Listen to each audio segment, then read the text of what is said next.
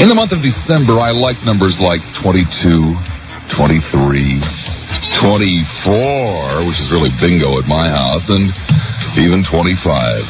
It's really when you get a chance to play with all the toys is December 25. How very, very sad it is. How very sad it is to hear somebody say, Christmas is for kids. Well, of course it is. Of course Christmas is for kids. It's the most important day of the entire year. It's more important than your birthday. Christmas? Of course it's for kids. But you see, everybody has a chance to be a kid again on Christmas. One of the great things about Christmas is no matter how much of a Grinch you are, no matter how much of a grump you are, no matter how much of a Scrooge you are, you're allowed, if you so desire, to go back for one, maybe 2 or 3 days if you can squeeze it, and be a kid again. And nobody will hold it against you. Everybody will believe you. It's kind of tough to suddenly wake up one morning in August and say, hey, I think I'm going to act like a kid today. People look at you kind of strange. They shouldn't, but they do. But when you get towards the end of December and you start counting off the days in increments of 20,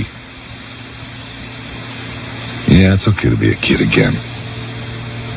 You see, adults don't enjoy Christmas. Adults are too damned wrapped up in their own importance to appreciate Christmas. I mean, adults don't appreciate twinkling lights. They don't squeal when they see twinkling lights. How the hell can you squeal and love twinkling lights when you're, worried about some deal that you're in the middle of or trying to manipulate and gain position? And hey, man, there's no time for that nonsense at this time of the year. Adults just don't ever seem to be able to make the time to listen. Listen for things like sleigh bells. Come on, when was the last damn time you sat there and listened for sleigh bells or the prancing of 8 tiny reindeer hooves on your roof? No, you're too busy. You don't have time for that kind of stuff. So unfortunately, you never hear them. You can't hear sleigh bells and you can't hear the prancing of reindeer hooves if you don't listen for them. They're very, very delicate. And they require real concentration. But you will hear them if you take the time. When was the last time you wrote a letter to Santa? I'm dead serious. Oh, probably most of you are 8, 9, 10, maybe 11 or 12 years old. You haven't written to the old guy since. Why not? Why haven't you written to him? Yeah, now probably if you wrote to him, you'd make it a big, long list of, oh, Santa, bring me this. Oh, Santa, bring me that. Well, why not sit down and just write the old guy a letter? A letter from one friend to another. We're calling him on the phone. Mary talked to him this week. It was just the other night I was feeling a little bit down and out, to tell you the truth. I was worried that maybe I hadn't been good enough this year and that my old buddy Santa Claus was feeling kind of bad about it and might, take it out on me. And Mary said, well, I'll call. And so she called Santa's house, and then she had a hell of a time getting through. The guy's really busy at this time of the year,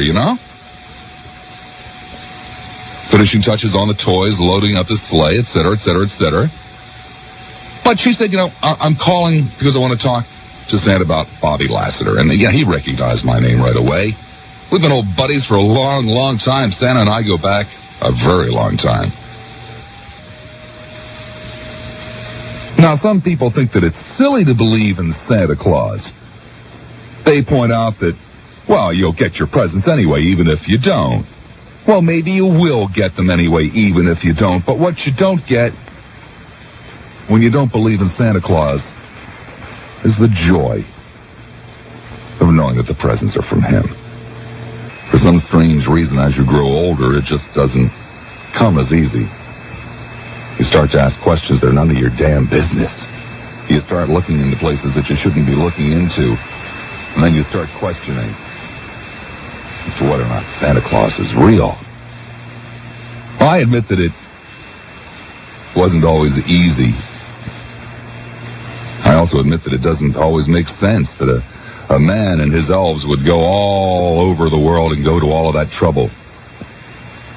There are a lot of people around that will argue that there are too many boys and girls in the world and not enough time, and there are all kinds of reasons why Santa Claus couldn't go from here to there, and who cares? I can't explain how it's done. Nobody can explain how it's done. I'm not Santa Claus. Only he knows how it's done. Only he knows who is helping him out. The fact of the matter is, if you don't want to believe in Santa Claus, you don't have to. Somebody's going to twist your arm. Santa's not going to take away your toys. He's not going to put any coal in your stocking. You don't have to believe in Santa Claus. He'll understand. You think you're the first little boy or the first little girl that suddenly decided for whatever strange reason to stop believing in Santa Claus? Do you think you're the first? You're not. Almost all the boys and girls in this world at one time or another have stopped believing in Santa Claus, at least for a while. Like I said, he understands. Of course, his feelings are hurt. But he'll understand. He knows that it's very hard to believe. He knows that you really have to work at it. And look at me, I'm 43 years old. I believe in Santa Claus. I don't believe in anything else. And I didn't always believe in Santa Claus, but I sure do now. I mean, if there isn't any Santa Claus, how is it that a grown man who doesn't take anything from anybody, who doesn't believe in anything, could possibly believe in Santa Claus? And would you answer that for me if you possibly can? Of course, there's no answer, except that Santa Claus is real. About the only guy in the whole wide world that can forgive you for whatever it is that you may be doing wrong. When was the last time you broke out spontaneously in a chorus of Santa Claus is coming to town? Or Jingle Bells? Just to yourself.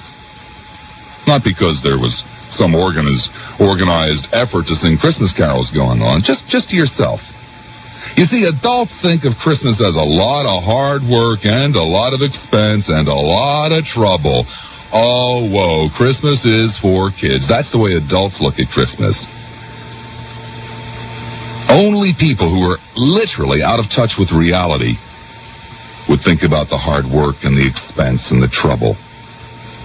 But then have you ever met an adult? Have you really ever met an adult who was in touch with reality? Adults don't swipe licks of icing from a newly frosted cake. Only kids do that. Adults don't do that. But the icing on a cake, that's reality. Adults don't scuff their shoes while they're playing with a toy on the floor, making noises, going, Adults never get grass stains from romping out in the backyard. Adults never find the time to think thoughts like these. Too bad. Because these are the things that reality are made of. Some of us are lucky enough to be able to return to the real world for at least a few days a year, around about the end of December, right around Christmas time. I guess the rest of the year is another story. The rest of the year isn't filled with reality. The rest of the year is filled with all kinds of silly nonsense. The rest of the year is filled with thoughts of career and all that other junk. Getting one foot up on somebody else. You know the story. Very little reality in the rest of the year. I promised to take you home to my place for Christmas this year, like I did last. And I promised to introduce you around. Now, my family is probably a lot like yours, and as a matter of fact, you may recognize a lot of my family and your family and vice versa. Probably the best place to start would be Christmas 1988. It's my 44th Christmas. Surprisingly enough, I remember most of them. This year, Married to the Tree. It's usually a little more of a joint effort than this year, but this year, Married to the Tree and I, like most Middle American males, documented the trimming of the tree with my Christmas present to myself, the video cam, and sent off the tape because, of course, we'd never look at anything like that. I mean, that's kind of silly, taking videotapes of the tree, but we sent it off to people that we knew for a fact would treasure it and would return it to us one day, to Mary's parents. They won't see it until Christmas Eve because there's a big note on the videotape that says, "Do not play until Christmas Eve." And it's a whole big production, almost an hour long. It's one of those video letters home, the kind of silly thing that you do when you first get a video cam. And I can't think of anything better than to send it off to a parent, someone who, even at this stage in their child's life, will treasure it and put it away in some place special and make sure that some point down the line when a closet is being cleaned out or an attic or a basement, someone will come across it and say, "Wow." Of course, I went overboard again this year on the gifts. I always do. It doesn't make any difference. Wasn't that long ago, 3, 4, 5 Christmases back, I only had about $50 to spend for Christmas, and I ended up spending $58. I went way overboard. Everything's relative. I have a few more dollars this year, but I went way overboard. Got my fingers crossed, hoping against hope that Mary went way overboard, too. Yes, I enjoy giving, but I also enjoy receiving. And Mary, if you're listening, there is still plenty of time to go way overboard if you don't feel as though you have really gone way overboard. Mary is more or less getting everything that she asked for this year. More or less. There were some substitutions here and there, and there was one major item that just didn't quite make it on the list this year. Yeah, we've got an anniversary in a couple of months. Maybe it'll make it then. And her birthday is not that far. But before the year's over, she will get everything on her list. Mary presented a reasonable list. I did not present a reasonable list this year. I will not be getting everything on my list because it was incredibly long, filled with all different kinds of options. I didn't expect everything on my list. I have utterly no idea what I'm going to be getting. I have no idea at all. There's a brand new stocking hanging up on the chimney, placed there with care from my sister-in-law, Sally. It's filled with all different shapes and examples of bears, Christmas bears. You see, I love bears. I fancy myself somewhat of an expert on bear. As a matter of fact, there's even a new bear in the box this Christmas. It's a music box that pops up like an old Jack-in-the-Box, except it has a bear. Santa has stopped by a number of times already this season.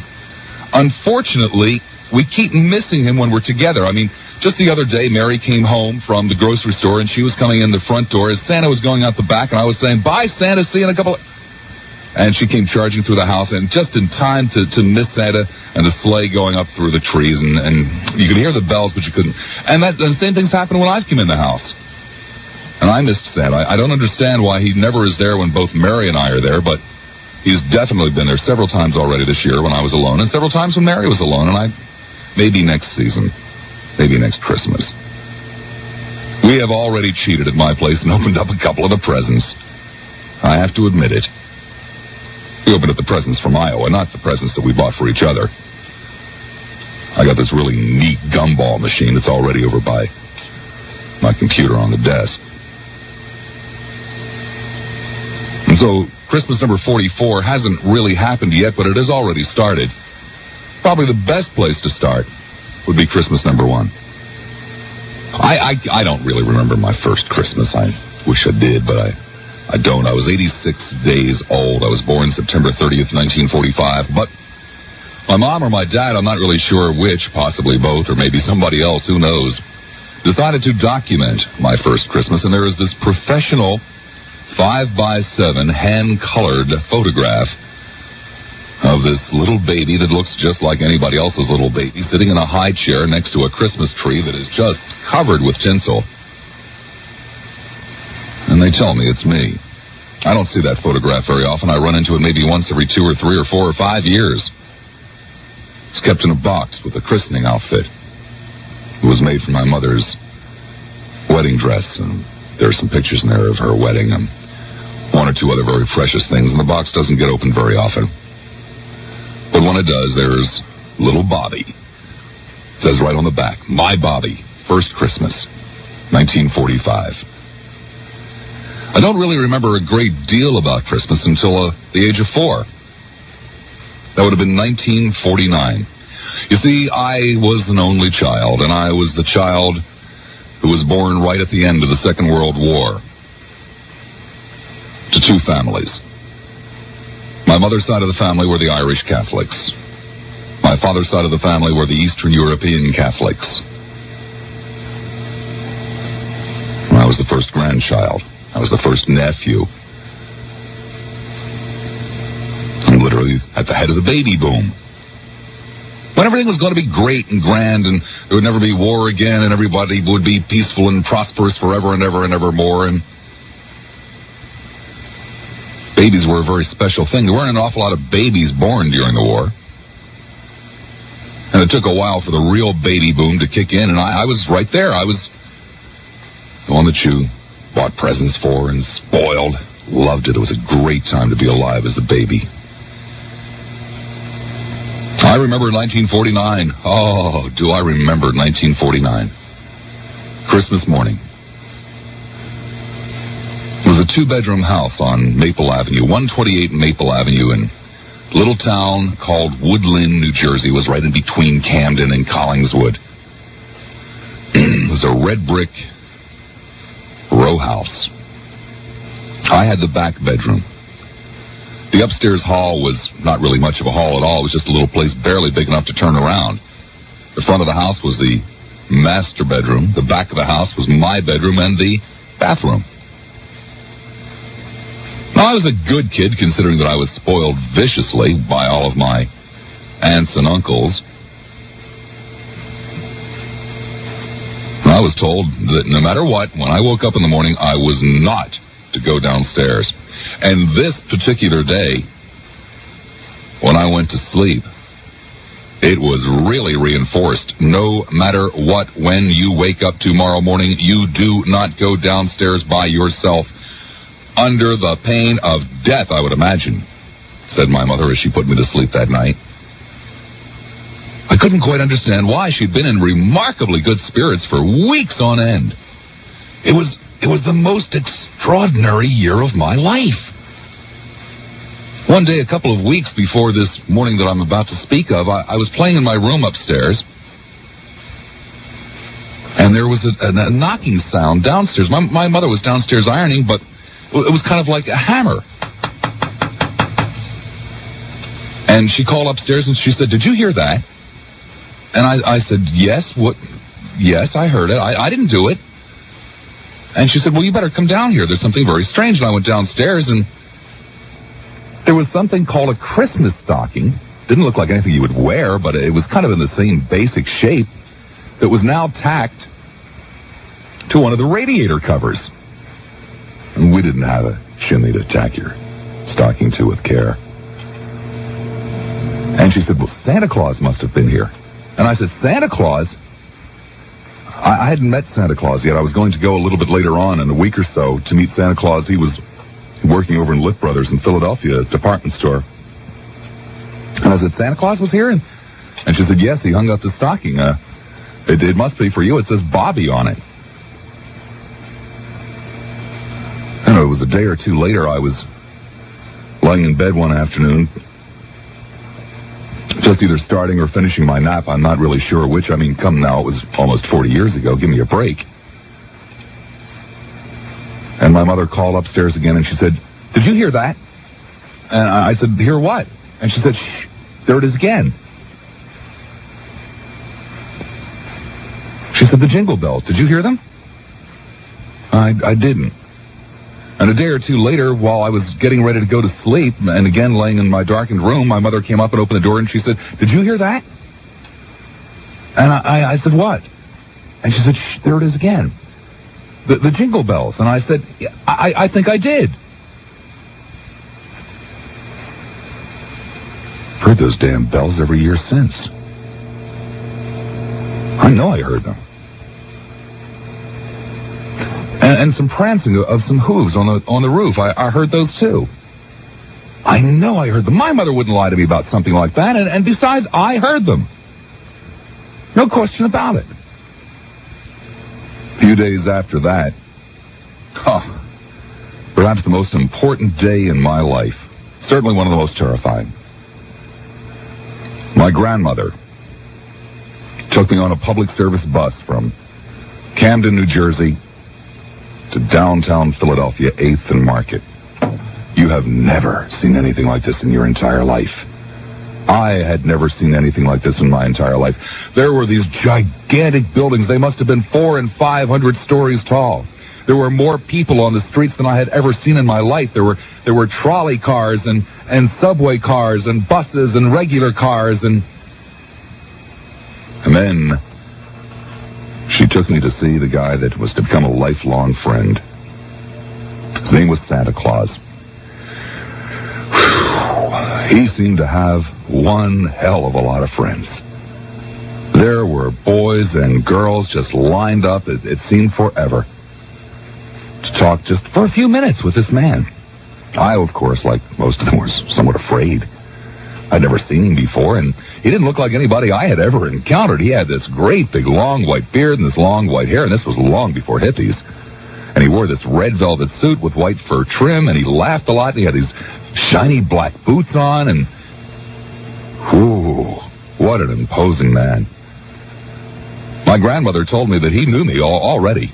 Even before I got up there, he was going to know. He knew everything about me.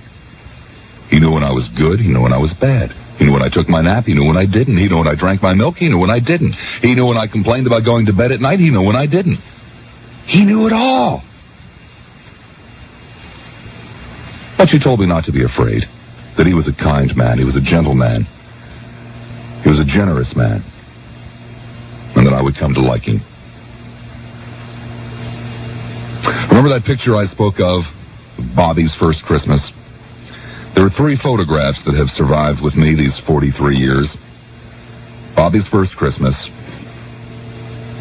that Christmas in 1949, when I finally did get a chance to meet my lifelong friend, and a photograph was snapped of it. And another photograph of a year after that in the same situation. I've misplaced one of them this year. I'm heartsick about that. You see, I don't understand people who doubt Santa Claus. I just don't understand that. This man is as real can be. I have known him personally since 1949. That's 39 years.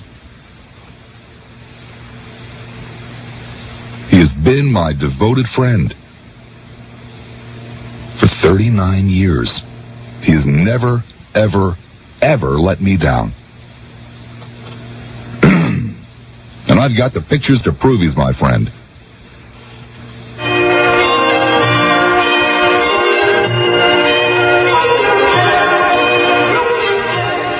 Christmas morning. My mother told me not to go down those stairs no matter what. Really piqued my curiosity. Sometimes kids can wake up awfully early.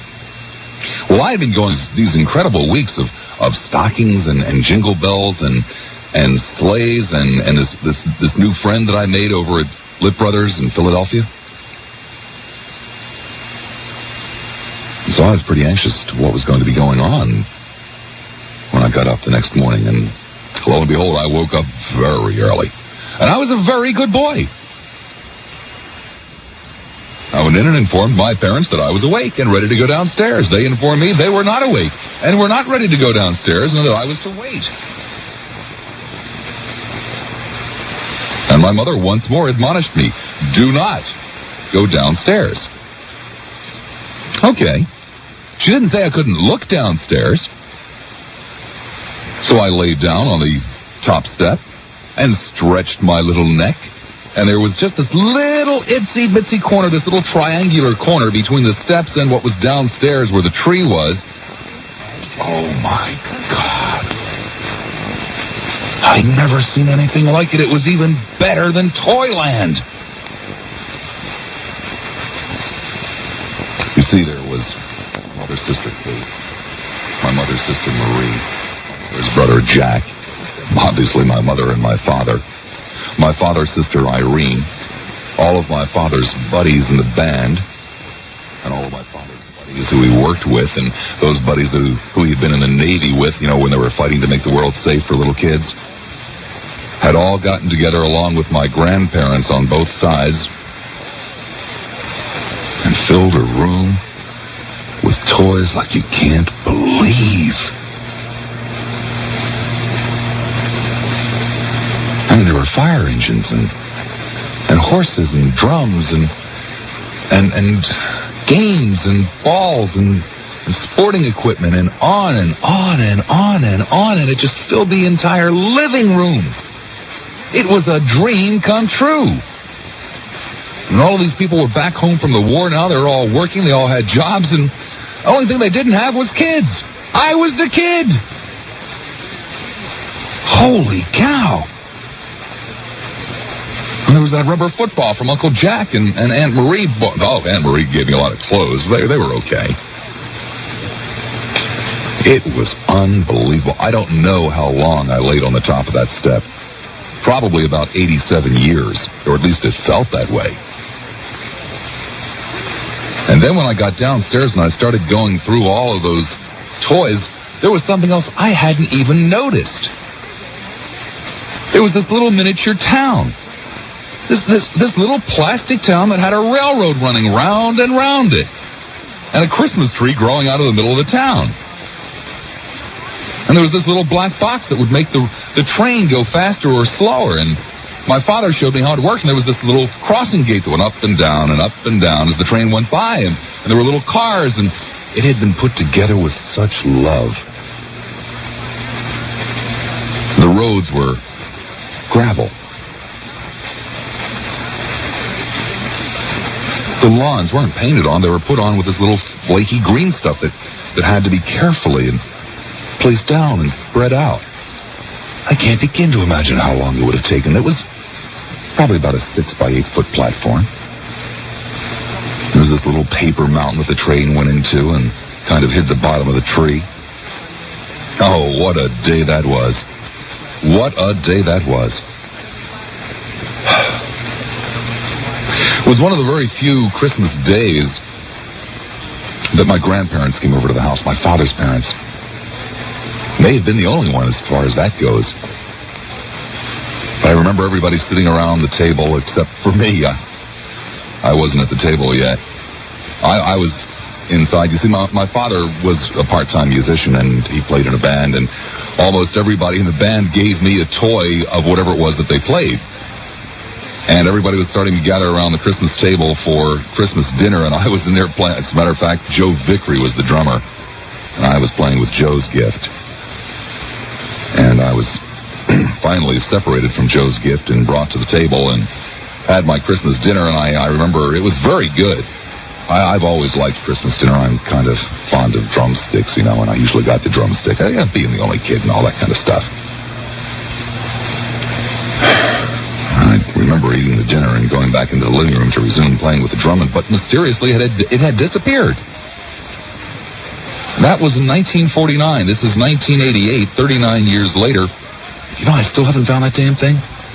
I can't begin to imagine what happened to it. It seems to me that also the clarinet disappeared, and one or two others that I could have sworn I had left it. It must have. I suppose the only possible logical explanation is that with all the wrapping paper, my mother must have accidentally mixed it up with the wrapping paper and throw it out when she didn't really mean to. So many memories of that very first Christmas. I remember the mailman. He was always coming to the door. He'd come 2, 3, 4 times a day, bringing cards from people that were wishing us Merry Christmases and Happy New Years, and there were scotch tape to the wall or the banister or wherever it might have been. Oh, people used to send a lot more cards then, huh? There were all those special foods and the special dishes that they were held in. We had dishes that were only used for Christmas. I have most of them now. They're carefully packed away in a box. Don't need that many dishes. Don't need dishes that fancy anymore, but I'll be damned if I'm going to do anything with them but keep them. They get looked at every now and then. And you know what? They don't even have to be checked in with. I can see them filled with the special candies, and I can see them filled with the special baked goods and treats. There used to be one great big glass dish. I don't know what happened to it. It was the dish that held the birthday cake. So my grandmother did most of the special baking, and my mother had her own little tradition. Christmas dinner, the dessert was always a big birthday cake because, of course, it was the celebration of the birthday of Jesus. And there was this special plate that was used only once a year, only for that cake that my mother would make. I don't know what happened to it. I'd love to. There were the plastic electric candles in the window. Almost everybody had them. They've disappeared, too. I'd kill for them. Why is it? You never seem to throw away Christmas decorations, but they just eventually disappear. They just eventually are never found anymore. There's so many things that I can see in my mind that I'd literally kill to have again. I would put those miserable, silly-looking candles in the window with all the pride and pleasure in the world if I could only get my hands on them.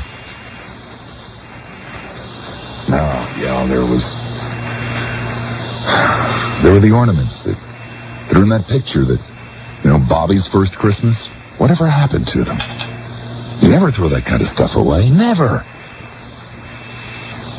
But there's still an awful lot of Christmases to go. There was one Christmas I remember. I can't tell you for sure what year it would have been. I was either 10 or 11 years old. I had an uncle. He was a priest. His name was Father John Welsh. He had a parish in the northern New Jersey area along the shore. And I hardly knew him. He was really my mother's uncle. He was my grandfather's brother. But he knew my mother, and he remembered her as a small child, and every Christmas he used to send her a small cash gift. Sometimes it would be $5, sometimes $10, and I recall one at $12. Well, this year he had sent the usual gift, and it kind of became tradition that my mother would give me the gift, and then I would turn around and take that money and go out and buy her a gift. And it came that year, and I went out and bought a gift. It was a Lady Schick razor, an electric one. They were all the rage. They were brand new. The gift didn't last until Christmas. I bought it probably about 2 weeks or so before Christmas. And there was this weekend when my mother was deathly ill, really sick. I didn't understand at the time. I came to find out later on that she'd had an abortion. And this was long before abortions were legal. And it wasn't a good one. She was sick. By this time, we had moved away from 128 Maple Avenue, and we were living on 103 Kindred Avenue in a 2-bedroom share-the-bath apartment. And of course, she didn't want anybody to know she was sick because she didn't want anybody to know what had happened. And I just remember being so terribly, terribly worried. And I wanted her so much to be better. And so I gave her her Christmas gift a little bit early that year. And I insisted that she open it, and it was this Lady Schick razor in a little powder blue cardboard box with some fake silk inside of it and a place to hide the cord. And the razor was black and had some flowers painted on the disc that was embedded in the center of the razor. It was round. She got better. I never saw her use that damn thing. I never once saw her use that thing. It was usually kept on her bureau. Then I moved away and went on with my life, and she moved several times, and I never saw it again. Until she died.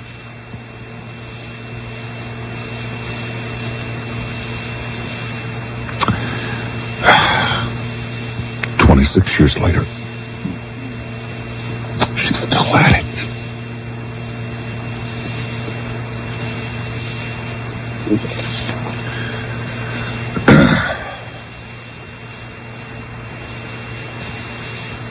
Memories there.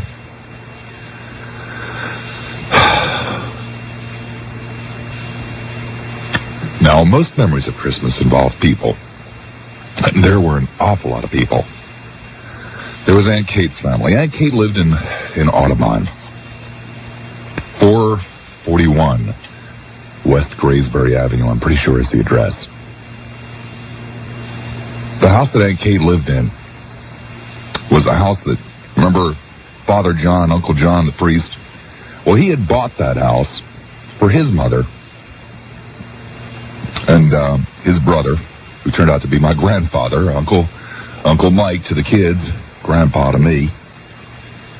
And it had been passed on to Aunt Kate and her husband, Uncle Franny.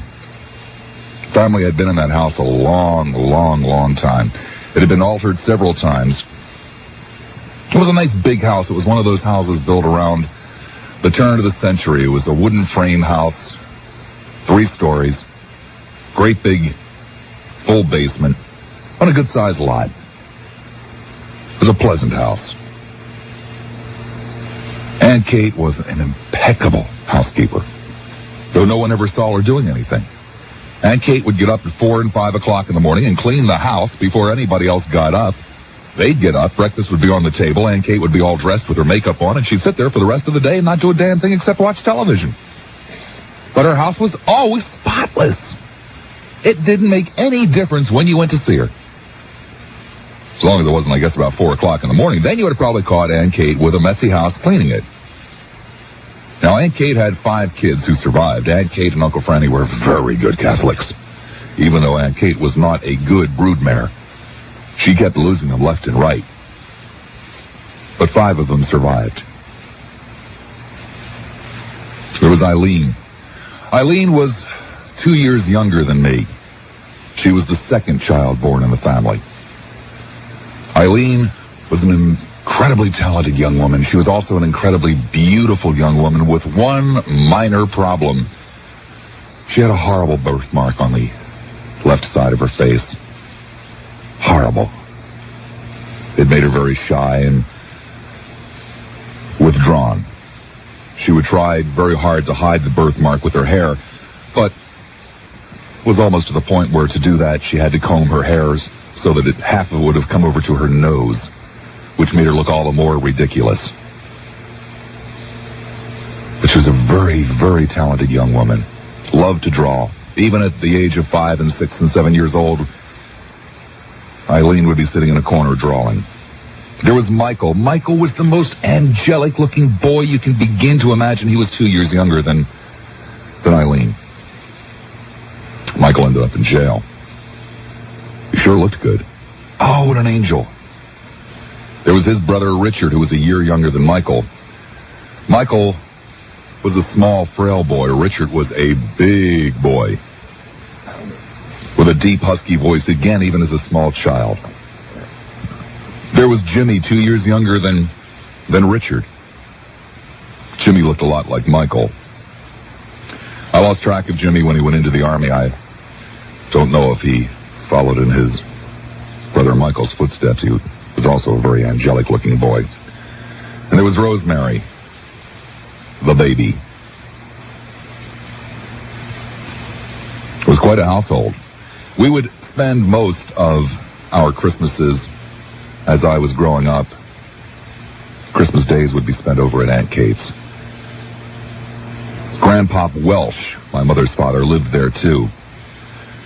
And in the afternoon, after the meal was eaten, Aunt Marie, another sister, and her husband, Joe, who strangely enough happened to be the brother of Kate's husband, Franny. I know this is all very confusing. They would come over with their 4 children, again, another fine Catholic family. Now, Marie was not a good housekeeper, and it didn't make any difference what time you went to Marie's house. That house looked lived in, being as polite as I know how to be. And Marie was loud. Oh! Woman was always screaming at the top of her lungs, "Joey, put that down!" Joey was the oldest. He was a quiet boy, and one of those children that you would say, the only thing you could possibly say about Joey was that this boy was beautiful. Never really seemed to be doing anything bad, but he was always getting hollered at, just like his brother Gary, who was a year or so younger than him. Gary was They call it slow. Gary was injured at birth. He had a leg that wasn't quite straight and a mind that wasn't quite quick enough. He was a good kid. And then there was Tommy. Tommy was loud and assertive, took after his mother. And then there was Patty, Marie's baby. She was born cross-eyed. You see, I don't know what it was about Marie and Joey, but it was a family that just constantly had medical problem after medical problem after medical problem. And Joe, the husband, he was a bricklayer, and he didn't work all that much, and especially in the winter, especially around Christmas. And it always seemed as though Marie and Joe were having a real tough time. And it was always complicated with medical problems, and everybody in the family did the best they possibly could to help make Marie and Joe's Christmas as good as it should be. Which took a lot of special effort. It took a lot of sacrifice. But they were part of the family, and it was Christmas. And damn it, that's what Christmas was all about. Now, I don't ever recall my tree not having a lot of presents underneath it. I don't ever recall Kate and Franny's tree not having a lot of presents under it. Nor do I ever recall Marie and Joe's, but it seems more often than not that Marie and Joe's tree was made full of presents underneath it with the help of a lot of other people, which made Christmas extra special. It's the way it's supposed to be. It's supposedly what it's all about, isn't it? Also, somewhere along the evening, Joe and Franny's father, Grandpa Potts, would show up. I never really knew this man. The only time I ever saw him was on Christmas. He loved to drink beer. And he wouldn't show up until around 5 or 6 in the afternoon, and he'd usually have 4 or 5 or 6 or 7 or 8 beers under his belt by then. And he'd sit around for the next 2 or 3 hours, and his boys, Joe and Franny, would keep bringing him beers, and he just sat there with a big smile on his face. And that's the only time I ever saw him. He really never said anything. Grandpa Welsh, he didn't drink. He didn't even talk. So he sure as hell didn't talk to Grandpa Potts, who wasn't really my grandpa, but I had to call him Grandpa because we didn't know what else I should call him. But I'm getting way ahead of myself. After that first Christmas that I really can remember, the one with all of the toys, a pattern set in that was to continue for a number of years. See, Christmas was 2 days in my family. It was Christmas Eve and Christmas Day, and Christmas Eve after that first Christmas was spent at my father's parents' house, Grandma and Jaji. Grandma was a huge woman, the best cook in the whole wide world, by the way. She came to this country when she was 8 years old from Eastern Europe. She came through Rikers Island, eventually settled in Philadelphia, in literally a ghetto, where she met my grandfather, who came here when he was 16 as a tourist and became an illegal immigrant and stayed. And he ended up in this ghetto in Philadelphia, where they opened up a candy store and where my father was born, and where they lived until my father was 10 years old. My father didn't speak English until he was 10 years old because no one in this ghetto spoke English. And they eventually moved to Camden, New Jersey, and they too had a red brick row house, except this was an immense one, far bigger than the one my parents had. And it was also at the end of the row. And they had a double yard and a garage. And it was a fun house.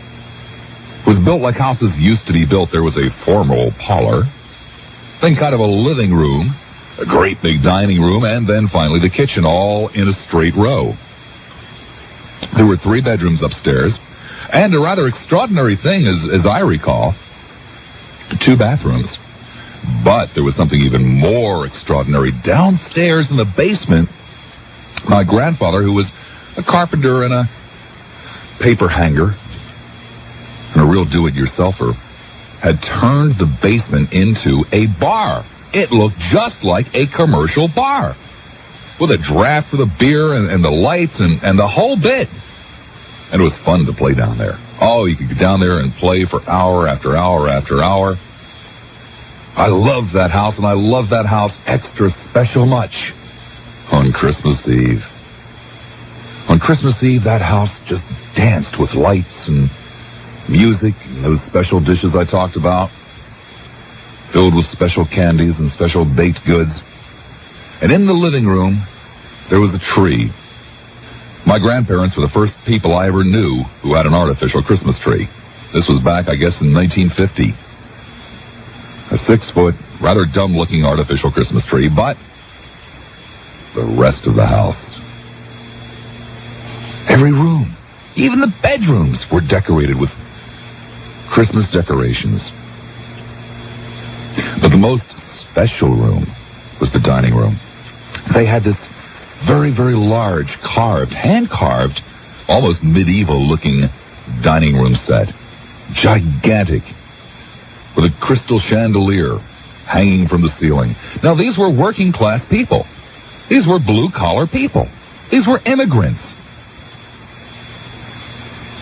But they liked to live well. They were very pretentious people. They had crystal, not cut glass, crystal. They had sterling, not plated, sterling. And it was all brought out for Christmas. As a matter of fact, it was brought out every Sunday, but it was really brought out for Christmas. These are factory workers who had a coffee pot that they perked their coffee in. Then they took the coffee and then poured it into a sterling coffee pot to pour it into a cup. My grandmother would work for weeks preparing that meal. It wasn't really a meal so much as a table. Just a table full of foods that were only really served at that time of the year, especially the baked goods. But there was one thing in particular that came every Christmas Eve that to this day, a tradition that I will never let go of. Ham and potato salad. Not anything special. A very, very simple potato salad recipe that is basically potatoes, mayonnaise, onions, and celery, period.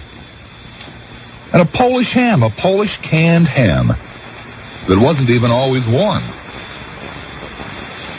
I don't know why. I never asked questions. Still served in my house. It always will be. It means Christmas, and it will only be served on Christmas Eve.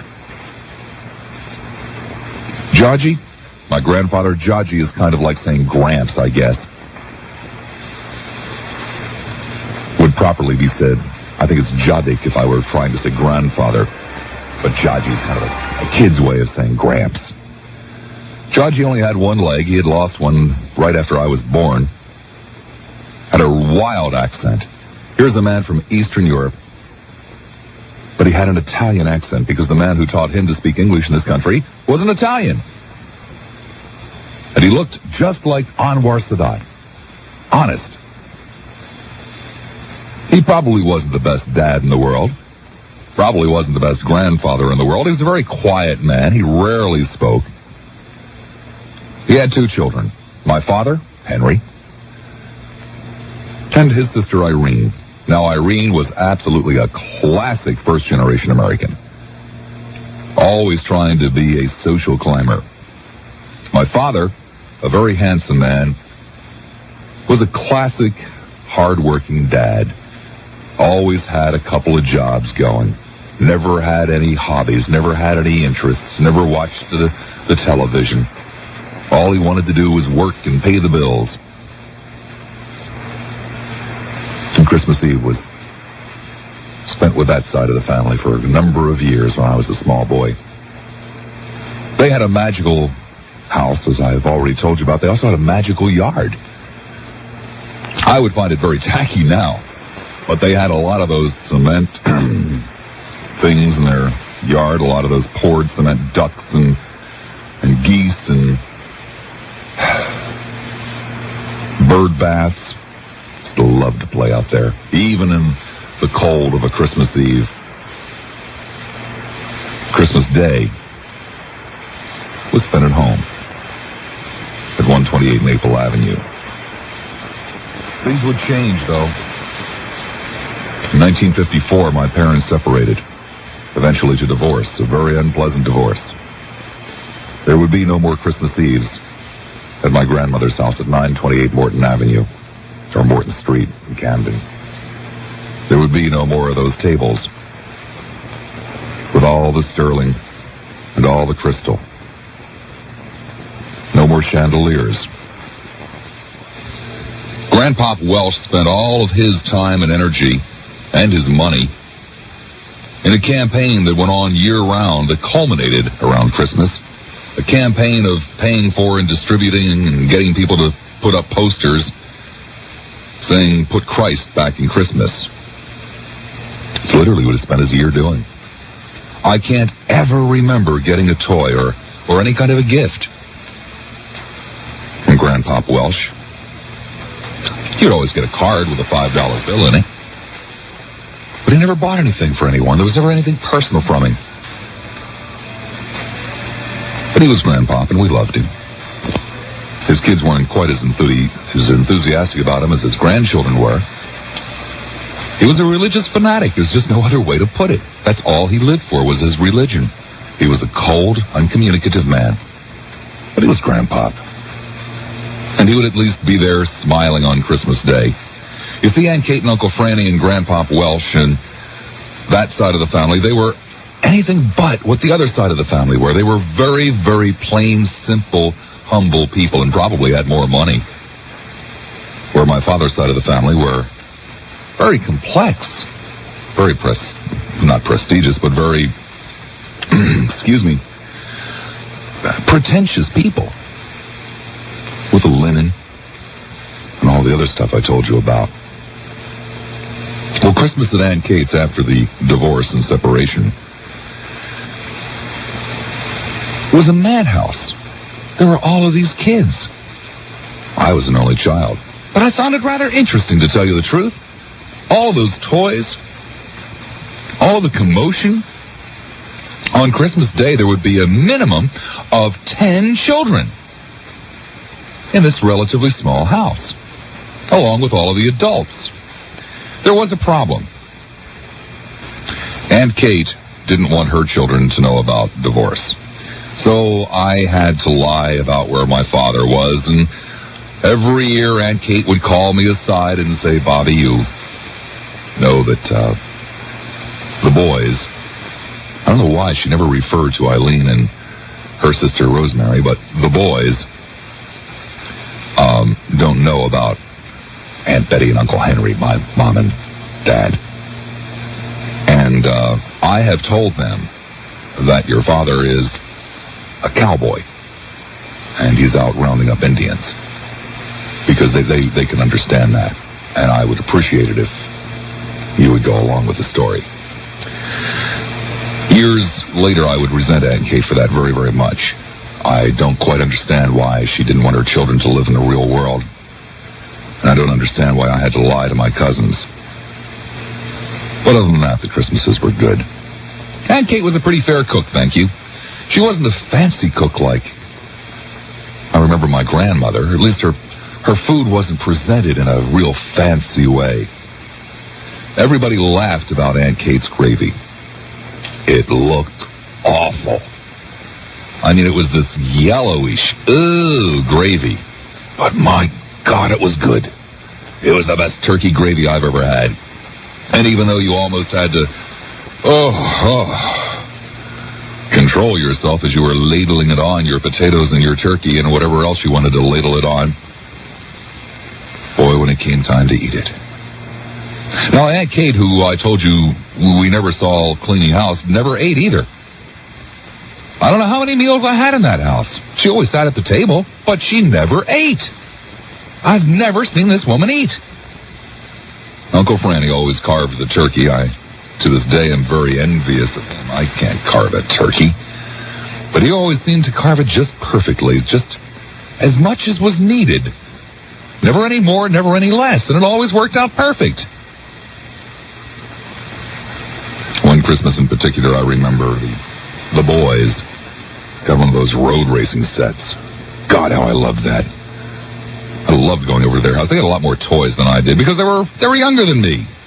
By this point in the game, I was starting to get a lot of sweaters and shirts and, the kind of stuff that you get when you're 12 and 13 and 14 years old. I never did get to go back to a Christmas at 928 Morton Street in Camden, where the dressmaker and the carpenter, my grandmother, my grandfather, where they lived. My dad, the tool and die maker and part-time accordion player, suddenly became less and less a part of Christmas. My mother, the telephone operator, became more and more a part of Christmas. In 1988. I remember the first Christmas after the divorce. It was a very memorable Christmas. We had moved into this little two-room apartment in Collingswood, New Jersey at 103 Conard Avenue. Literally shared the bath with another apartment. Literally.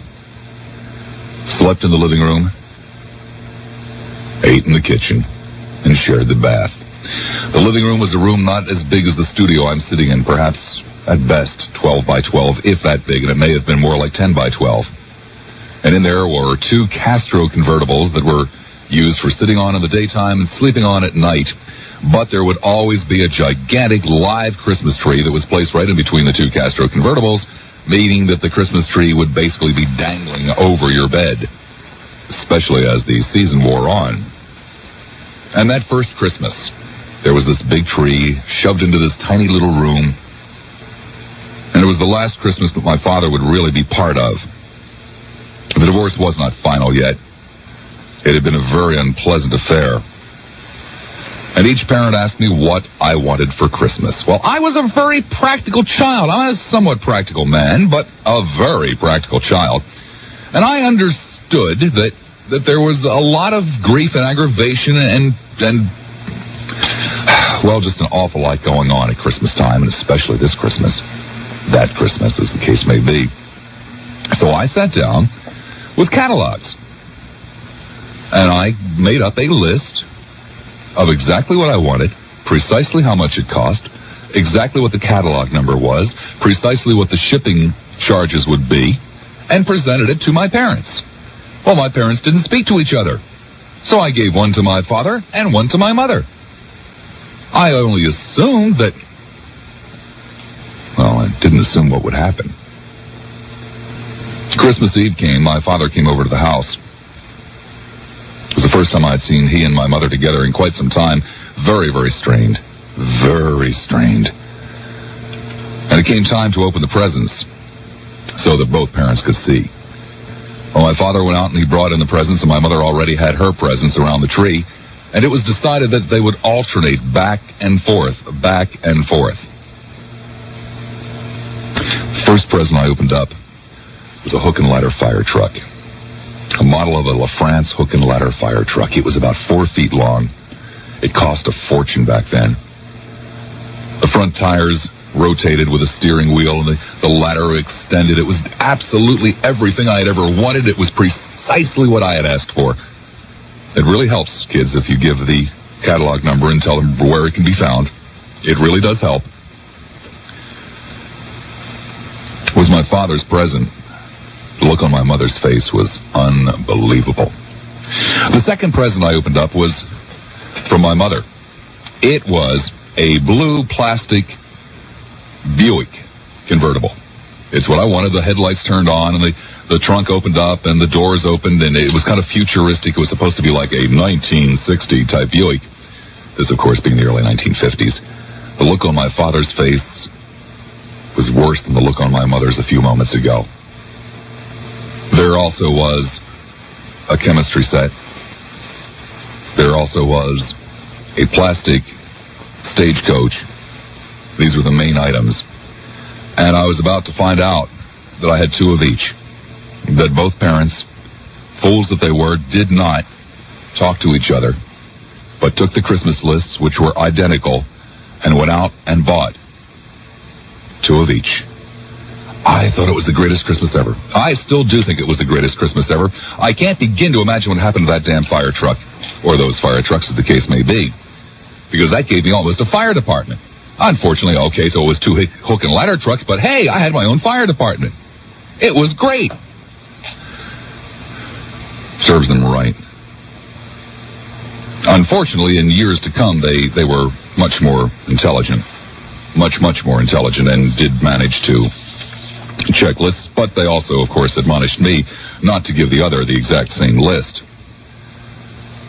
I was to live in that two-room apartment from the age of 8 until the age of 15.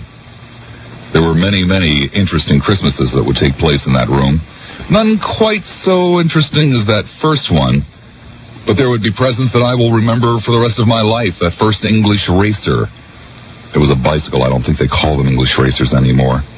It was a 3-speed bicycle. I remember it. Oh, do I remember it.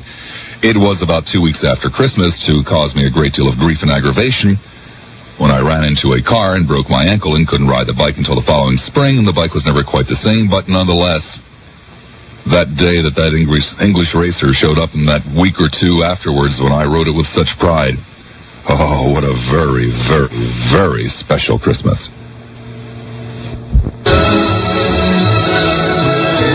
The 7 Christmases that would be spent at 103 Kindred Avenue were interesting Christmases. It seems that no matter what, I always got my wish. And to this day, I have no idea how that woman, my mother, pulled it off. There were not pleasant times economically. There were very unpleasant times. There were many, many, many nights when dinner was literally a 35-cent loaf of bread from the Colmont Bakery. Because my mother was a very poor manager of money, and she didn't earn very much money to manage to start with. But Christmas, I don't know how she did it. That room that I told you was perhaps at best 12 by 12 contained the 2 Castro convertibles, a television set, a bookcase, a spinet piano, 2 nightstands, or not nightstands, 2 end tables, and a coffee table, all in this tiny little room that also for a couple of weeks a year would include a humongous floor-to-ceiling Christmas tree. Other Christmases that come to mind were not in that room, not in that apartment. There was one in 1960 when I was 15 years old, and like a lot of kids, I was not very smart. 1960 was the year that I decided to leave home, to run away from home, to strike out on my own and find my fame and my fortune. For some bizarre reason, I decided to do so a week before Christmas and didn't quite have the intelligence to stick around for another 2 weeks. I spent that Christmas at the Sloan House on 34th Street in Manhattan. Another term for the Sloan House is the New York YMCA. And I had run away, and I was also rapidly running out of money, stuck in the YMCA in New York at the age of 15, stunned that the city was not waiting with open arms. I took a nap. Wasn't much else to do. Had virtually no money. And it was just a normal Christmas Eve day when I first laid down. A little chilly, a little gray. Slept for 2, 3, 4 hours, who knows. Woke up. It was just late afternoon. Not quite dark, not quite light. And I put on my coat and I figured I'll go downstairs and take a walk. And I stepped outside the door, and 5 inches of snow had fallen between the time that I went to sleep and the time that I woke up that afternoon. New York City is a very, very beautiful city with a new fallen snow. And right down the street was a hotel, the Hotel Manhattan, as I recall it, or the Manhattan Hotel. Not sure now. Doesn't make any difference. They had a loudspeaker. And over this loudspeaker, as I stepped out of the door into the snow on Christmas Eve that I was not expecting, they were playing the song Silver Bells, which to this day brings tears to my eyes. And strangely enough, it's one of my favorite songs. I love it. It's one of those bittersweet memories. I probably went out and got a hot dog and went right back to the room, and I know for sure I spent Christmas Day just sitting on that bed. I'll be damned if I was going to step outside again and confront snow. And the song Silver Bells. 10 years later, in 1970, I found myself in St. Thomas in the Virgin Islands running a little rinky-dink radio station. I'd again more or less run away to this place. I knew virtually no one. Lived by myself, and so I decided as general manager of this little rinky-dink FM radio station that probably employed all of 6 or 7 people, I would give everyone the day off, and I would personally run the radio station without any assistance whatsoever. The radio station had a 15 and 1/2 hour broadcast day. I decided that on Christmas Day, the most decent thing I could possibly do would be to play Christmas carols all day long. And so we promoted that we will be playing Christmas carols all day Christmas Day, 1970, in St. Thomas and the Virgin Islands. I love Christmas carols. I love the Christmas season. I am Mr. Christmas, believe it or not. I stopped becoming mean. I stopped becoming abrasive. I stopped becoming arrogant. Right around Christmas, I love the day. Even when they're not great days, I still love them. 15 and a half hours of playing Christmas music is more than any one man should ever have to tolerate. As a matter of fact, it is virtually intolerable. But it was a great Christmas. Something very special happened. One of the people that worked for me was a native of St. Thomas. And he came over to the radio station about 1:30, 2 o'clock in the afternoon with a complete Christmas meal that his mother had sent over. I was not expecting it. I was touched beyond belief. But he also brought something else, his dad's very special recipe for eggnog.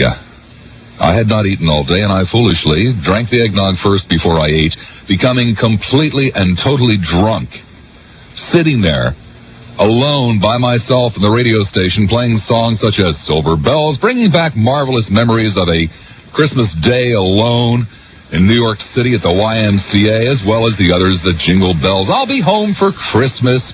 Tears streaming down my cheeks, barely able to cue up the records because I can't see, but nonetheless got through the day so that everyone else could have Christmas music.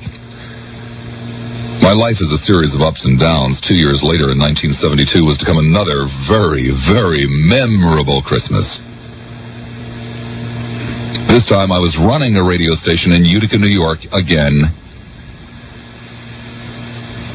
But things were much better. I was going to go home for Christmas. As a matter of fact, I did go home for Christmas. Payday was to be on Christmas Eve, and I left the evening before, and so I took the payroll and I entrusted it to not only my program director, but to my best buddy in the whole wide world, a young man named Henry Hamilton, who I speak of frequently. And I left to drive 5.5 hours to Philadelphia to spend the first Christmas Eve with my mother that I would have spent in any number of years, quite a number of years. And I arrived home, and Christmas Eve was just like it always was. There was my mother's potato salad. There was the Polish ham. There were the shrimps. The house was fully decorated. All of those little special cut glass dishes that I remembered from my childhood were there, filled with candy, and it was magnificent until the phone rang. The payroll had been posted on the bulletin board without the benefit of envelopes. The staff was going crazy. They were all threatening to quit. I had to return the following morning. Christmas morning, I spent driving back to Utica, New York, the part of Christmas. It's about a 5.5 hour drive. I was within an hour and a half of Utica when I was passing through a small village called the Village of Green. It's literally what it's called on Route 12. I noticed a car behind me, a Buick. And the car would come charging up behind me, almost touch my bumper and fall back, and charge up behind me and fall back. And it did this 2-3 times. Well, I had this really spiffy little sports car. And I figured I'm not going to put up with this crap. I floored it, and I was doing about 85, 90 miles an hour on this 2-lane road. When it turns out the town of Green, the Village of Green, had a Buick Wildcat for a police car. And these guys were having some fun with me and clocked me doing like 90 miles an hour through a 25 mile an hour zone on Christmas night in the Village of Green. I figured it was all over. Guy got out of the car, walked up to me and said, you know what you're doing? I said, yeah, man, I know what I'm doing. Here, look, here's my license. Here's my registration. Would you please write the ticket as fast as you can? Man, I got to take a piss so bad I can taste it. He looked at me and he said, oh, well, here's your driver's license and your registration. Well, you shouldn't be driving like that, but there's a gas station up ahead. They usually leave the men's room open. You can go up there and do it. Just don't do that again in the Village of Green. Merry Christmas. In the Village of Green. Merry Christmas.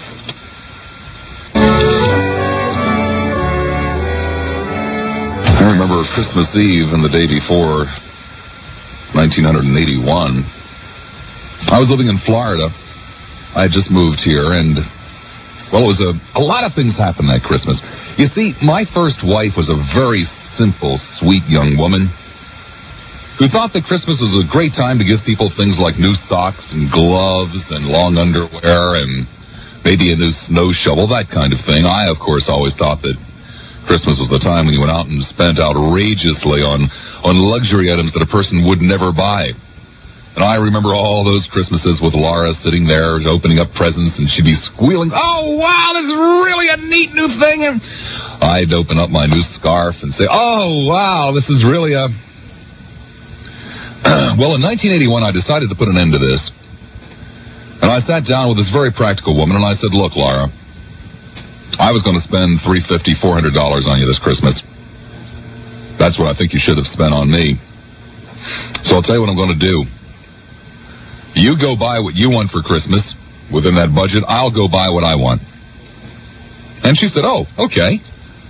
Well, I went out and I went to Service Merchandise, and I bought a new Oster kitchen center, and I bought a new hand mixer, and I bought an ice cream maker, and I bought a food slicer. As a matter of fact, I still have the kitchen center and the food slicer, never use them.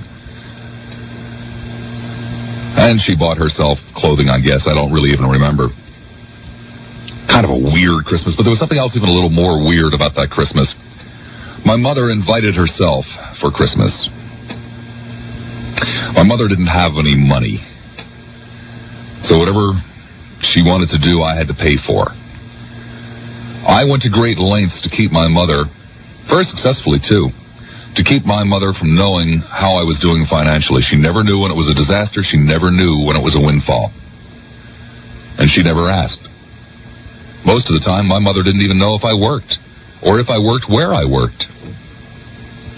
Well, I wasn't working that Christmas, and it cost us over $400 to fly her down. And frankly, after a while, she got on my nerves. It was a weird Christmas. And there was a great deal of bickering and backbiting back and forth, and she stayed for a month, and I'll tell you, good riddance is what I said when I put that woman on the plane and sent her up back north. The next Christmas, 1982, it was a good Christmas. It was a good year. I was doing just fine. My mother called and hinted that she'd like to come down and spend Christmas with us. I sat down with my wife, my first wife, Laura, and I said, "Look, I don't want to go through what we went through last year. I need a Christmas off from this woman. I just don't feel like putting up with all of the little hassles and arguments. And, well, I really think that plant would be better if you'd move it over to that window. And, I use a different kind of detergent." I mean, this is what it was the year before, and I just didn't need it. I mean, damn it, nobody needs that kind of grief around Christmas. Give me a break. At least 1 year off, okay? Give me a year off. Is that unreasonable? So I called her. I lied through my teeth to that woman. I said I couldn't afford it, and I could. It was the first time I'd ever discussed money with her. And I said I just didn't have the money. And I knew that she didn't have the money. I knew I was safe. And so she said, "Whoa, gee." She was very, very disappointed. And I said, "Well, look, I'll call you. I'll call you Christmas Day, and we'll talk on the phone, and I'll send your presents up." And she said she'd send them down here. I enjoyed Christmas 1982. I enjoyed the Christmas off from my mom. Instead of her making the potato salad, I made it for the first time that year. It's a simple recipe. It tasted just like hers. I talked to her on the phone. About 6 weeks later, I talked to her on the phone again. She had just come back from the doctor. There's some pretty damn bad news about a tumor in her chest. And there would be no Christmas 1983.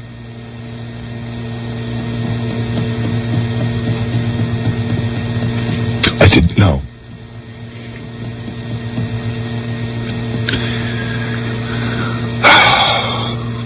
'84 wasn't much of a joy. '85 was spent here. '84, I was going through my divorce. '85, I came here. And it was, it was one of the grimmest. I mean, you can't begin to imagine what a Christmas this was. I didn't know anybody. I hated this town. I had no Christmas spirit, damned little money. I was living in a furnished apartment in St. Petersburg, earning a whopping $18,000 a year. I had just been fired from my job in Miami. My car had been repossessed. I was facing bankruptcy. I wanted no part of Christmas. No part of it whatsoever. For the first time in my life, I had zero interest in Christmas. Until December 24th, 1985. About noon. I suddenly went and ripped open the barrel of Christmas things that my ex-wife had decided to split with me. She kept all the good stuff and gave me all of those homemade trinkets that she had put together. That's okay. There was a little ceramic Christmas tree in there, and a little ceramic Santa Claus. And I dug them both out, and I plugged the tree in, and I stood the Santa Claus next to the tree. I went down to the Winn-Dixie, got myself a small Polish ham, 5 pounds of potato salad, an onion, a stalk of celery, a jar of Hellmann's mayonnaise. I came home, I made the damn potato salad. I warmed up the ham. It never tasted better, and it was one of the best Christmases of my entire life. There were some very, very special people along the way, too. Mrs. Boswell. She was a landlord in that little 2-room apartment in Collingswood.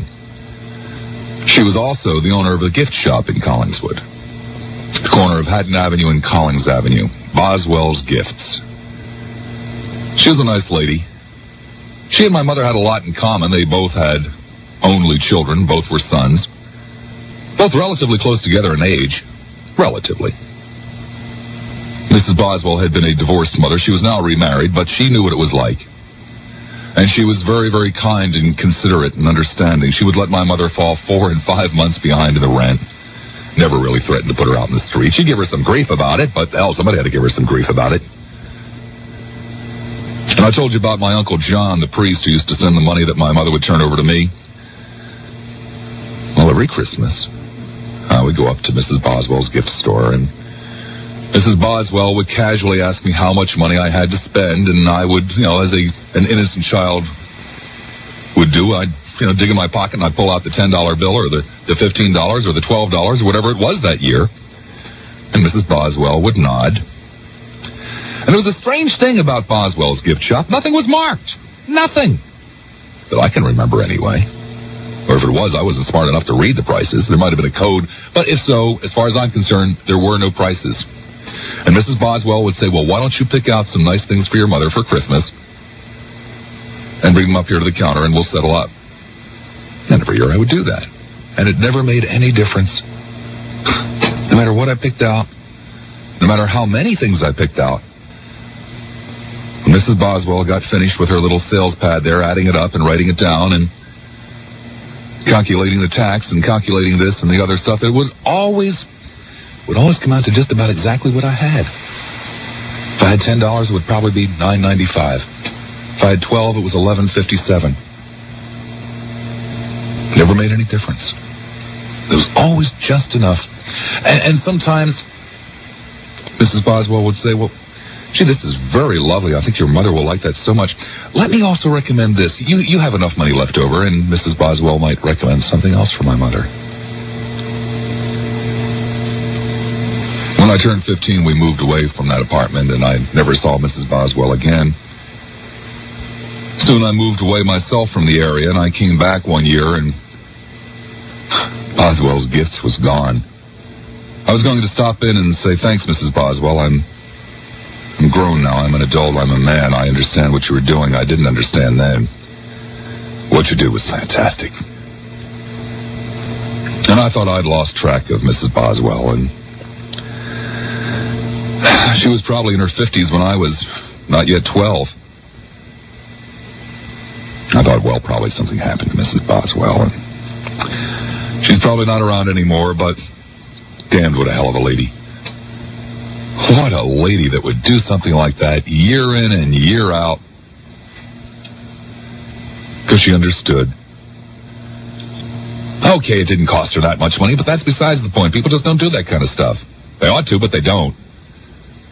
She gave a little kid a sense of pride and dignity, and she ensured that a mother would have some tasteful, nice gifts that she couldn't possibly otherwise afford. That's what Christmas is all about. And I never got a chance to tell her. Well, I told the story last year, and I got a letter from a listener who said, "My God, I know Mrs. Boswell. I know her son. Here is her address." I was flabbergasted. Well, I sat down and I wrote a 4 or 5 page letter to Mrs. Boswell, setting up the story, trying to refresh her memory, and if for some strange reason she should forget. And I sent the letter off, and in the meanwhile, I lost the letter that the listener had sent to me for her return address, because I was going to write to her and say, hey, thank you very much, but I misplaced it. I'm a jerk when it comes to things like that. And the letter came back from Mrs. Boswell. It was a lousy address. It wasn't a good address. There wasn't enough of an address. So Mrs. Boswell never got to find out that I realized what she had done, and I was very grateful to her. And the listener, I couldn't get back in touch with her for the remainder of the address that was missing, and I don't know if Mrs. Boswell is still around this year. But I'll never forget her. Ever, ever, ever. There was another very special lady in the same town. Her name was Mrs. Powell. Mrs. Powell was the mother of the girl that I lusted after for years and years and years, Barbara Powell. And I spent many an hour in the Powell residence, sitting out at the kitchen, drinking coffee and swapping stories and whatever. Mrs. Powell would always join in. She was one of those mothers that got along not only with her kids, but everybody's kids, because she was somewhat of a kid herself. No really extraordinary Christmas stories about Mrs. Powell. It's just that she was one of those people that would always say, I don't like Christmas. Christmas is for kids, even though she was quite a kid herself. And there was never any sign of Christmas around the Powell house. And miraculously, Christmas Eve night, not even in the daytime, after it got dark, Mrs. Powell would go out and buy a Christmas tree, would decorate the house Christmas Eve night. There would be a huge Christmas Day feast. There would be Christmas presents all over the place Christmas Day. And on December 26th, bam, it was gone. It was right back to business. Two very special ladies in my life. Mrs. Powell isn't around anymore. She drank herself to death, and I'm sorry to tell you that I helped her do it. When her kids would no longer go and get her the booze, she would cry to me, and I would. Win some, lose some, huh? 24 minutes after the hour of 2 o'clock. You see, for one reason or another, I don't have a hell of a lot in my life to hold on to except memories. Maybe it's one of the reasons that in my latter years I've become somewhat materialistic with Lincolns and computers and big gold rings and chains and things like that, because I don't have a homestead. I don't have a piece of ground I can go back and dig my fingers into. And 928 Morden Avenue is gone, and 103 Conard Avenue is gone, and 441 West Graysbury Avenue is gone. Those places have all been sold numerous times, and there are no family living in them. I'm not even sure if some of them are still standing. So memories are very, very special. And there were some very, very special Christmas memories. One that comes to mind almost immediately is the year that I sang in the choir at St. John's for the Christmas Midnight Mass, as well as I guess it was the 10 o'clock Mass on Christmas Day morning. I had the solo on Oh Holy Night. I knew it was coming up for weeks and weeks and weeks, and I practiced. I can remember standing in that kitchen. I was probably in the 5th or 6th grade. I can't be sure which. But I can remember standing in that kitchen of that 2-bedroom apartment in this converted house that was now converted into 3 apartments and had walls as thick as most houses, bellowing afternoon after afternoon, practicing, fall on your knees, come hear the angels' voices. Still love that song, by the way. It's a beautiful song. I was so proud to have been selected to have the solo on that. Very, very special song and a very special night. I tend to forget that part of Christmas Eve, especially after I turned maybe 10 or 11 years old, that part of Christmas Eve was midnight mass. Building up to the excitement. I remember Christmas 1984 when the scoundrel of a woman who I had helped get her money back on the watch in the middle of a divorce gave me a set of towels for one. It was the last year we exchanged gifts. I was deeply insulted to have received a set of towels for one from my ex-wife. Someday I shall return the favor. There was the year that my mother gave me the best Christmas present that anyone has ever given me, before or since, and I don't think anyone could ever top it. It was a very, very special gift. You frequently hear me talk about tasty cakes, because tasty cakes are not only a favorite of mine, but an institution in the area that I grew up in. One year when I was somewhere in my mid to latter 20s, I don't know why I can't place the year. Actually, all I have to do is open up a folder and I can see the date on it.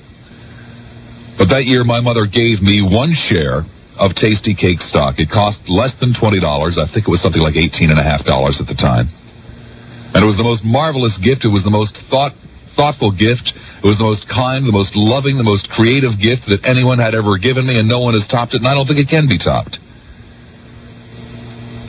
I remember laughing and giggling and clutching that thing to my chest, and I still have it. I will never part with it. I don't care if that miserable share of stock becomes worth $10,000 through some bizarre takeover. I will not part with it. Never, ever, ever. There was the parade. Actually, there were 2 parades. You see, I started out by telling you in this hour that I don't have what many of you have. That basically all I have are memories. So many times I've lived in places, like even down here, when people say, well, gee, why don't you support the Bucks, or why don't you get behind this, or why don't you get behind that? Well, all I have are my memories of home. So I can't give up things like the Eagles and trade them in for the Bucks, and I can't give up so many other things. And one of the things I can't give up is the Gimbals Parade, the Gimbals Thanksgiving Day Parade. That's the day, of course, that my good buddy Santa Claus came to town. That was the best parade ever. I will never, ever, ever watch somebody else's Christmas parade. That would be sacrilege. That would be like sleeping with somebody else's wife. It would be worse. The other parade was the one that took place the following night after this great big extravaganza down Broad Street, or Market Street, I guess it was. Yeah, Market Street. After this great extravaganza of welcoming Santa Claus to town, the following night, in my hometown of Collingswood, the town of 17,000 people, there was a Christmas parade that basically consisted of a high school marching band, 2 or 3 businesses in the town that had trucks that would kind of decorate them, more or less, and a handful of local celebrities. There was usually the mayor freezing off his tuchus, driving down the street in a convertible in November, welcoming Santa Claus to town. Well, Santa Claus was George the cop. Everybody knew that. George just basically took December off to sit in a little house and constructed on the front lawn of the Bonsall School and talk to the kids of Collingswood over a PA system where all the parents thought was really cute. They'd go up there and have their kids talk to George over the PA. And of course, everybody called George Santa, and everybody knew, but God, it was a great parade. Even George was a great Santa Claus, and I won't go to anybody else's small-town Christmas parade either. Ever. Never. Christmas is a beautiful story. It's One of the most beautiful stories ever put together. A Savior is born. A Savior. Who's going to come and take us away from all the damn misery, all the heartache, all the anguish that we face on earth. Even a skeptic like I has to say, basically he did. Unfortunately, I only see it 1 or 2 days a year. Everybody else thought it was going to be forever. I wish I could believe that story. God, what a gorgeous story it is. That God comes down from heaven, delivers into our hands his only Son, whose mere presence on the face of this earth will relieve us of all the inequity. What a great story. But even though I don't believe it, I certainly do appreciate it. It's a beautiful tradition. There is, by the way, in my house it's a miniature, but there is a nativity scene. It's not unusual. I don't find it inconsistent.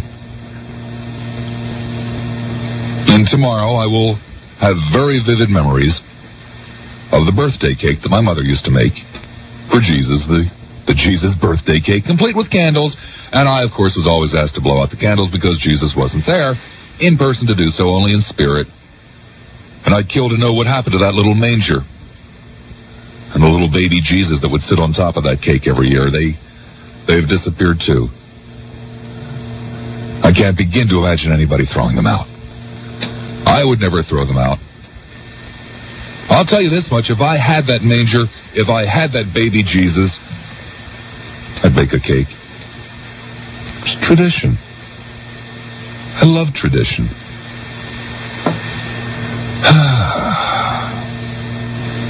It's great. We should have far more of it. Far, far more of it. Besides, it was always my understanding that Jesus Christ came first to teach us how to live in peace and harmony. The concept of the salvation came only after one had mastered the former. I don't see us living in peace and harmony. It's even difficult to do on Christmas Day. A little bit easier than others, but it doesn't even happen on that day. So tomorrow I will celebrate my 44th Christmas on the face of this earth. I hope I have at least another 44. Mary is the focal point of my Christmas now. I hope with each Christmas that there will be a very special memory, one that will go with me for the rest of my life. It doesn't always happen that way. I got one this year. This year, for sure, I have at least one that I will carry with me for the rest of my life. I went home yesterday after work, and I was going to make the potato salad. We had discussed it for several days, and Mary said, "Can I help?" And I said, well, yeah, sure, I guess, of course. I mean, this is a very silly little thing. Is this potato salad? But it's incredibly important to me. Okay. Mary said, "What can I do to help?" And I said, well, there's really not much to it. Help me peel the potatoes. She said, "Okay, I'll start peeling potatoes about 3:15. And when you come home, we'll see if we need more, and if not, we'll just start making the potato salad." And I got home somewhere around 3:30, and Mary had almost, 3.5, 4 pounds of potatoes peeled. And she said, "Is this enough?" I said, maybe another 2 or 3 or 4, I don't know. And so she finished doing those. I scooped up the peels and put them down in the garbage disposal, and we started cooking the potatoes. Well, while the potatoes were cooking, I got a phone call. Phone calls from a guy named Bob Grant. He does a talk show in New York. We have the same agent, and he was just giving me a courtesy by calling, and we got to talking about the business, and the next thing I knew, the potatoes were finished. And Mary took the potatoes off the stove, and she drained them, and I continued to talk to Bob, and I figured, well, she'll just leave those there.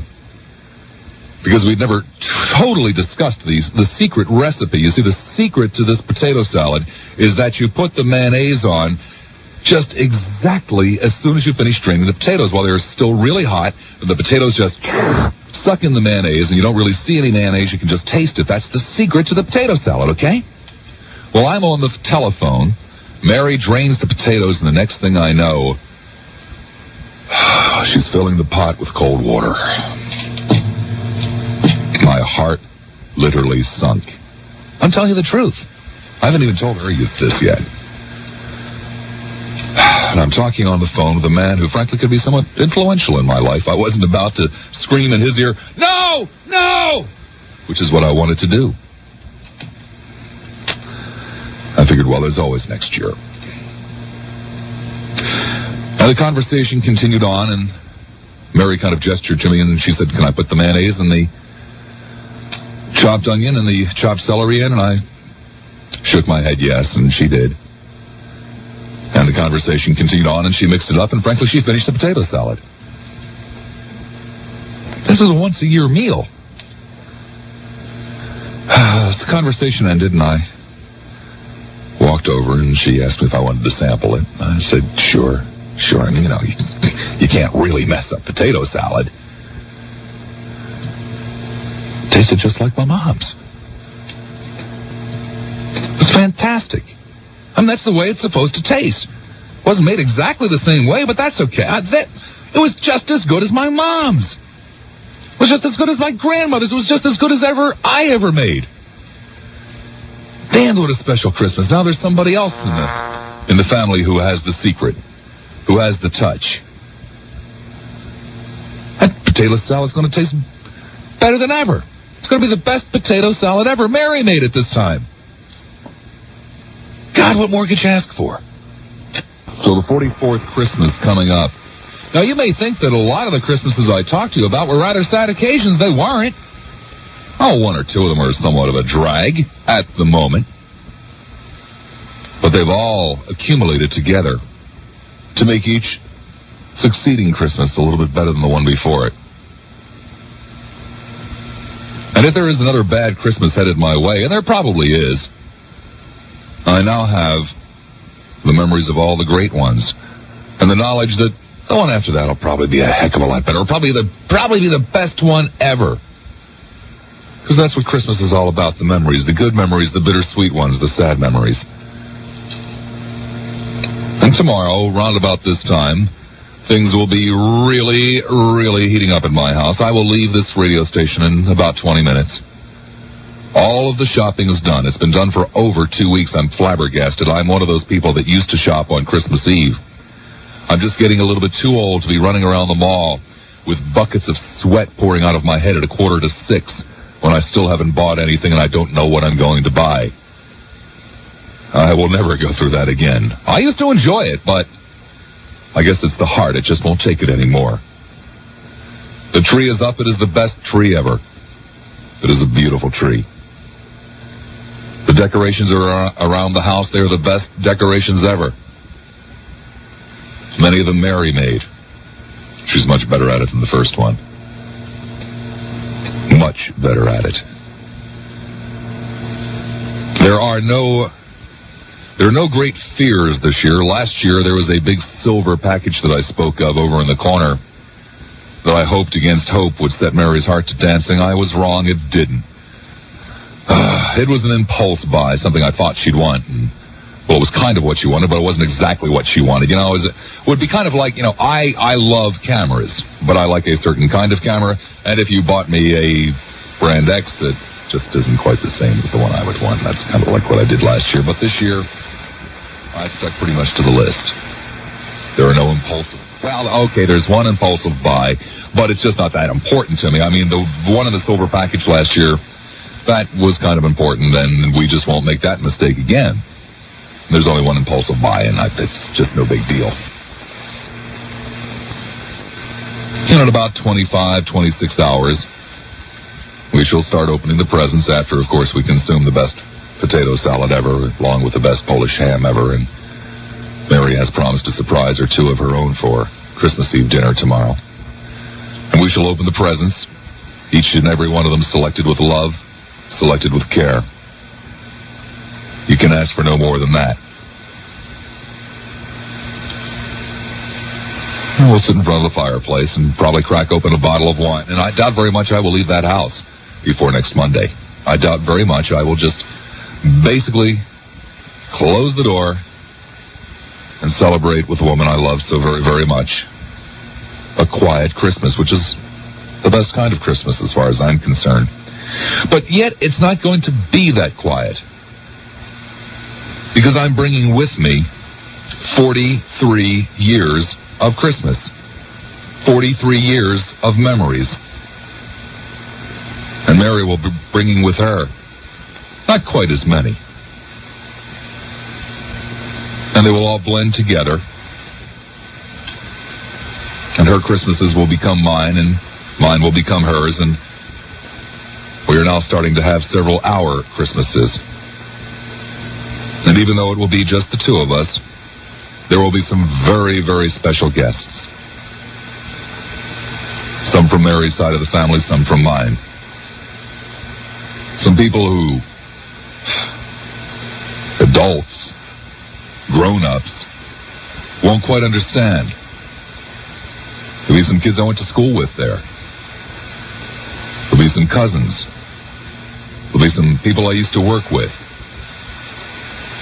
My mother will be there, as is her potato salad.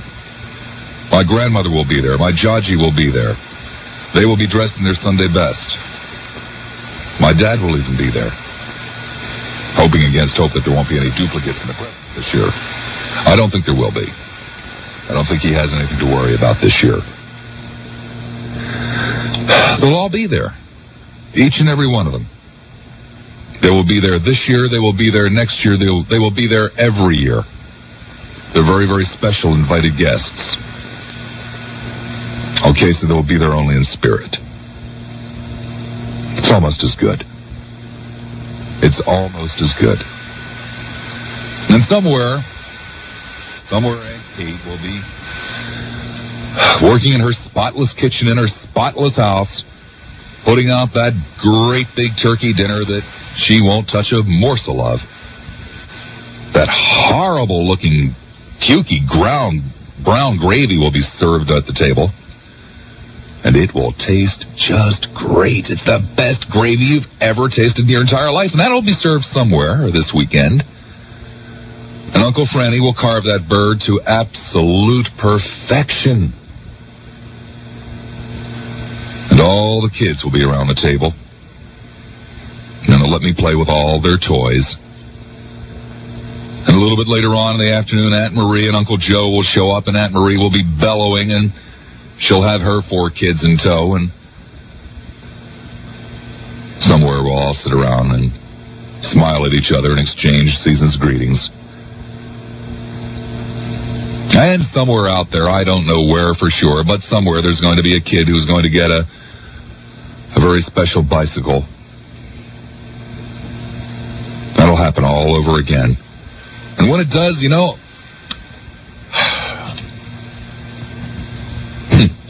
going to be on that bike with him.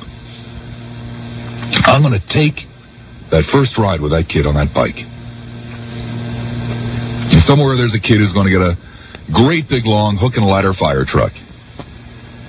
You know, the kind where the front wheels turn and the lights go on and all that kind of stuff. And that kid and I are both going to go roaring off down the street to save the day with a fire engine. Making noises like... That's where I learned how to do it, Lionel. Never forgot how to. And somewhere there will be a kid who's going to wake up and peek down the steps and see not only a living room full of presents, but over in the corner, the marvel of marvels. He's going to see a little plastic garden and a train set that goes round and round and a black box that makes it go faster or slower. And I'll be there with him. I'll be there with him. His dad will have worked just as hard as my dad did. And I'll enjoy that set with him just as much as any kid is supposed to. Somewhere, Grandpa Welsh will be out there passing out his pamphlets extolling the people to remember the importance of putting Christ back in Christmas. While the rest of his family gathers around to exchange presents, each of us will celebrate in his own way, I guess, huh? Who's to suggest that one person's way of celebrating is not as good as another's?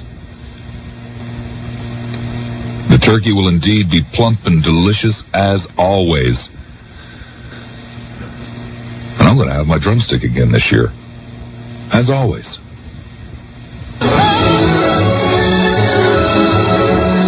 Now, I suspect that not every present that I'm going to get tomorrow afternoon, tomorrow evening, is going to set my heart to dancing. I don't think any of them are going to be quite as bad as, gloves and a new scarf. But who cares? These are gifts selected with love and given with love. Just as the gifts I'm going to give were selected to may not set the heart to dancing. As always, I'm going to hold my breath, hoping that the gifts I'm going to give will please, because that's what it's all about. And soon, unfortunately, it will be over. It only lasts for a couple of days. But it's not over yet. It's hardly begun. And I will cling to every second, to every memory, secure in the knowledge that something will happen over the next few days that will become a treasured memory just as soon as next year. A treasured memory just as soon as next year, and one that will last for every year yet to come. Now, I probably won't get a new baseball bat. I haven't gotten a new baseball bat for a long time, but somewhere a kid will. Somewhere a kid will, and I'll count every datal spring right along with that kid. I'll be looking at it and dreaming of the balls it's going to send flying over the fence just like he is. I doubt that I'll get any more stuffed animals this year. But somewhere a kid will, and I'm going to help that kid hug that animal. And help him give it a name and a personality. Do kids still get red wagons? And scooters and Lincoln logs and Boy Scout knives? Somewhere a kid will, and I'll be there with him tomorrow. Do you suppose that kids pay extra special attention to each and every detail? So that this Christmas, last Christmas, next Christmas, so that all the Christmases will last forever? I hope so. Gosh, how I hope so. And there is no doubt in my mind. No doubt in my mind. I don't know where, but that doesn't make any difference. Somewhere. Oh, somewhere my grandmother is. Getting out all the silver and all the crystal and all the linen and putting together all the very, very special touches. Somewhere she's been baking for weeks. Krustchikis and the babka. All the powdered sugar, the special butter, the straw, the Polish ham, the potato salad. It'll all be set out on a table with twinkling lights and poinsettias and special little dishes, special little candies.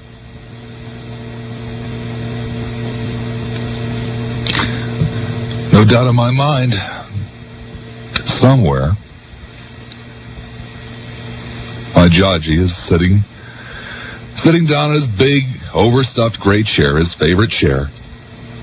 He won't say much. He'll just be there in his Sunday finest to supervise and oversee every single detail of the day. Somewhere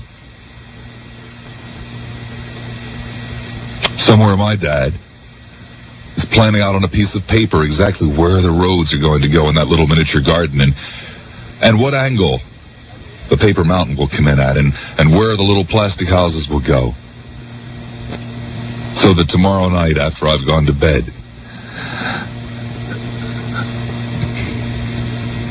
the little town will live once more.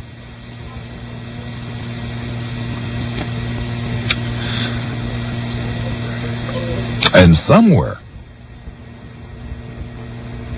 everybody I've ever spent a Christmas with, somewhere we'll all gather together again for the best Christmas ever. We're all going to gather around the prettiest Christmas tree ever. We're all going to feast on the best Christmas dinner ever. It's going to be the best ever. Because each and every Christmas of the past is all part of this one. You know, that's the nicest thing about Christmas. It's cumulative. One Christmas adds to the next. My Christmases are part of yours. Yours are becoming part of mine. In about 26, 27, 28 hours, who's counting from now? Mary and I will be finishing up the potato salad and the ham and eyeing that pile of wrapped gifts. Each one selected with love and care. Hey, what more could you ask for? Merry Christmas, everybody, and a Happy New Year.